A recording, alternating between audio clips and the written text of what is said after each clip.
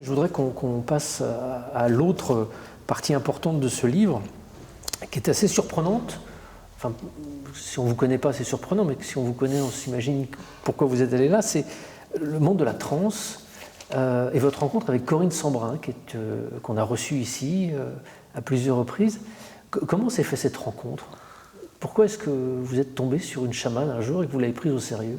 Ouais, moi, je crois beaucoup au hasard, je vous l'ai dit. Et en fait, je crois que le hasard n'existe pas en réalité. Et qu'il y a, peut-être si ça avait été 6 mois avant que j'écrive ce bouquin, ou 6 mois plus tard, on serait croisés sans se reconnaître.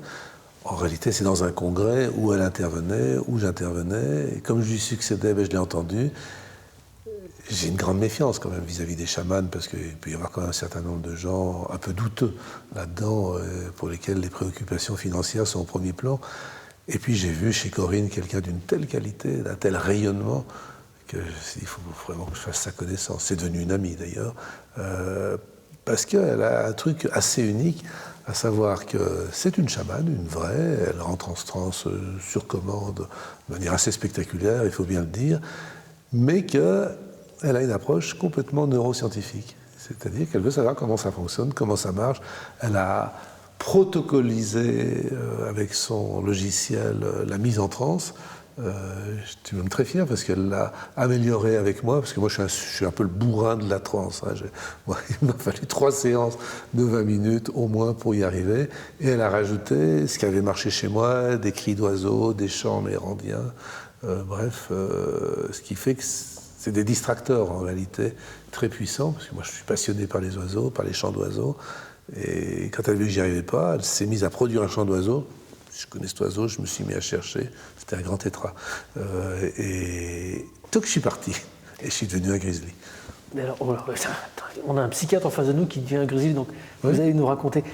C'est-à-dire que vous avez... Le psychiatre un peu bizarre, c'est quand même, c'est presque un pléonasme. Oui, mais comment ça s'est passé? C'est-à-dire que vous avez fait une séance de transe avec... Oui, la première fois, ça m'a rien fait, je me suis même barbé. Et qu'est-ce que vous avez fait alors? Comment on fait pour... Elle a un logiciel qui produit un son très particulier, assez moche, j'espère qu'elle ne m'en voudra pas. C'est vraiment...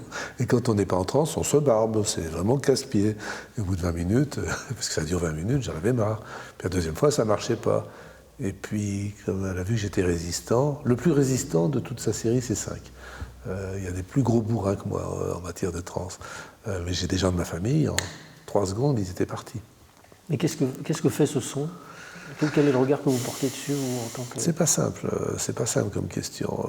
Ce qu'elle dit, elle, c'est que elle rentre en transe instantanément, elle est rentrée en transe sans le vouloir étant petite. Ensuite, lors d'une cérémonie où elle était rentrée en tant que journaliste, c'est une mélomane, c'est une musicologue. Et donc, elle était dans une yourte en Mongolie pour étudier la musique. Et puis, elle était à peine rentrée au cours d'une... session de chamanisme avec les tambours des chamans, elle est rentrée tout de suite. Et comme elle est musicologue, elle a capté les cadences, et ce qu'elle pense, et je suis d'accord avec elle, c'est que de temps en temps, ça rentre en résonance avec nos rythmes cérébraux. Les rythmes des tambours rentrent en résonance. Mais ce qu'elle dit quand même, c'est qu'ils ne sont pas bons, les chamans mongols, parce qu'il n'y a qu'eux qui rentrent en transe et que le public ne rentre pas en transe. Et selon eux, il y a une personne sur 100 000. Ce qui fait que s'il y a... Je crois que c'est 30 millions de Mongols, il n'y a que 300 chamans, je ne suis pas sûr de mes chiffres, en Mongolie. Et elle dit, peut-être qu'il y a moyen de faire entrer tout le monde en transe. Et elle dit que 80 à 85% des gens rentrent en transe en moins de 20 minutes la première fois. Et simplement parce qu'elle est partie en musicologue des cadences, puis elle a rajouté des choses de son cru, top secret d'ailleurs, mais manifestement très efficace. Et les gens rentrent en transe. Elle a mis en transe des amphis entiers, notamment à Berkeley. C'est absolument fascinant ce qu'elle fait. Et en plus, elle regarde dans le cerveau ce qui se passe en imagerie, dans le sommeil, dans des tas de domaines, pour essayer de comprendre, d'un point de vue neuroscientifique, ce phénomène de la transe. Ce qui, paraît-il, c'est ce qu'elle m'a dit, interloque beaucoup les chamans mongols, qui se demandent ce qu'elle fout là-dedans. J'invite ceux qui nous regardaient à découvrir l'émission de Beyond dans laquelle Corinne était assise à votre place et elle détaille un petit peu tout son apprentissage et sa découverte du chamanisme. Pour en venir à la transe proprement dite, quel regard vous portez en tant que psychiatre sur ce mécanisme? Parce que beaucoup de vos confrères vous parlent de délire, d'hallucination, de schizophrénie. Et oui, on n'apprend pas ça dans les études. On n'apprend pas, et c'est dommage, parce qu'on n'apprend pas non plus les dissociations. Et quand quelqu'un fait une dissociation, c'est-à-dire un syndrome post-traumatique, ce quelqu'un est pris pour un schizophrène ou un hystérique, ce qui est totalement faux. Et on devrait avoir des cours sur la dissociation qui fait partie de tous les états modifiés de conscience, les états de conscience modifiés. Je ne sais jamais dans quel sens il faut le dire. Donc le rêve, c'est le prototype. L'expérience de mort imminente, autre état de conscience modifié. La transe, la dissociation, le rêve lucide, l'orgasme, la cuite, le trip à cocaïne ou l'héroïne, tout ça, c'est des états de conscience modifiés. Hein. Tout le peyote, les trucs, le ayahuasca, voilà, africain, qu'il ne faut surtout pas prendre, c'est quand même très dangereux, puisque c'est tellement facile, avec des logiciels comme ceux de Corinne, de rentrer en transe sans chimie. Il faut avoir peur de la chimie, hein, c'est très dangereux, les médicaments, méfiance. Bref, tous les états de conscience modifiés donnent accès à un autre monde, qui n'est pas le monde conscient. Et moi, je pense qu'un des boulots que je me suis assigné, et qui devrait être un peu le boulot de tous les psys, c'est d'ouvrir des brèches entre le monde rationnel, raisonnable, cartésien, conscient, et puis ce monde qui est tout aussi riche, tout aussi important, mais auquel on a difficilement accès, sauf la nuit. Là, Freud a dit des choses intéressantes sur justement ce qui permet de rentrer dans l'inconscient. Donc pour lui, il y avait le rêve, il y avait le lapsus, l'acte manqué. Il a raté l'intuition. Les chamans mongols parlent beaucoup de l'intuition. Et à mon avis, c'est aussi un domaine très important, l'intuition. Bref, tous ces domaines, en gros irrationnels, sont des brèches entre, je vais dire, les réseaux neuronaux affectifs, ça fait savant quand même, et puis les réseaux neuronaux raisonnables.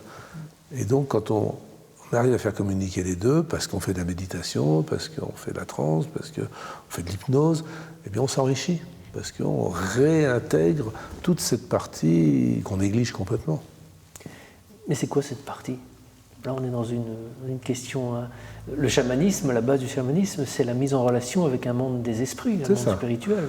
Pour moi, c'est qu'une question de culture. Les chamans mongols, ils parlent du monde des esprits. Les psychanalystes, ils parlent de l'inconscient. Les neuroscientifiques, ils parlent des réseaux neuronaux affectifs. Mais c'est exactement la même chose. Il n'y a aucune différence. C'est juste une question de vocabulaire. Et donc, moi, je trouve que c'est très dommage d'avoir la moitié de son cerveau qui travaille, qui vit des choses auxquelles on n'a pas accès, à laquelle on n'a pas accès.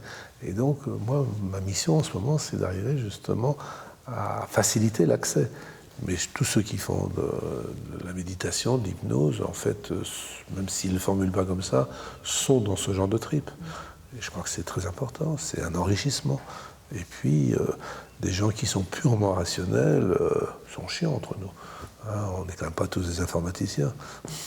Mais au-delà des similitudes, il y a quand même une différence un peu fondamentale entre les esprits tels qu'ils peuvent être décrits dans différentes traditions spirituelles comme étant au-delà du monde matériel et pas tributaires du fonctionnement d'une activité neuronale, par exemple.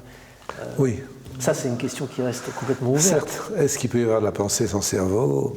J'ai un peu de mal à le concevoir. Mon ami psychiatre Olivier Chambon pense que c'est tout à fait possible. Lui, il croit beaucoup à une pensée flottante, finalement, intersidérale, je ne sais pas comment le qualifier.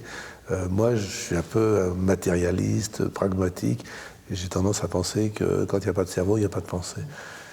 Là, c'est là peut-être que ça diverge, un côté neuroscientifique et un côté plus chamanique. Pour moi, les esprits, c'est des réseaux affectifs. Là-dessus, on diverge. Et en même temps, pendant un tournage d'Enquête extraordinaire, vous m'aviez raconté une histoire assez étonnante impliquant une personne schizophrène qui vous avait beaucoup surpris par des remarques qu'il avait faites, des comportements, et vous me disiez que beaucoup de schizophrènes aussi ont l'air d'avoir des... je ne vais pas dire mon pouvoir parce que c'est particulier, mais d'avoir des connaissances qu'ils ne peuvent pas avoir acquises de façon conventionnelle. Et ce qu'on dit dans les milieux psychiatriques, notamment chez les infirmiers qui s'occupent de schizophrènes, c'est qu'ils ont une capacité à savoir ce qu'on pense, et même, là on rentre un peu dans la magie, donc j'ai un peu de mal à y aller, mais qu'un schizophrène a quitté le service il y a 5 ans, on ne l'a pas vu depuis 5 ans, on n'a pas eu de nouvelles depuis 5 ans, puis par hasard, autour d'une tasse de café, on en parle. Et là, on entend tac-tac et il rentre. Donc, et ça, c'est des coïncidences que toutes les équipes de psychiatrie qui s'occupent de psychotiques aiment à raconter. C'est à ce point-là fréquent? Alors, il n'y a pas d'études à ma connaissance là-dessus. Je vous dis, toutes les équipes qui s'occupent de ce type de patients en sont convaincues. Moi, je peux constater un phénomène sans y croire. Par exemple, je suis coupeur de feu. En cas de brûlure, alors je ne fais jamais professionnellement, mais mes amis, ma famille savent que s'ils se brûlent ou s'ils prennent un coup, je suis coupeur de coups aussi, je suis de Haute-Savoie, donc dans le Chablais, c'est assez répandu, comme dans le Berry. J'y crois pas du tout, mais ça marche vachement bien quand même.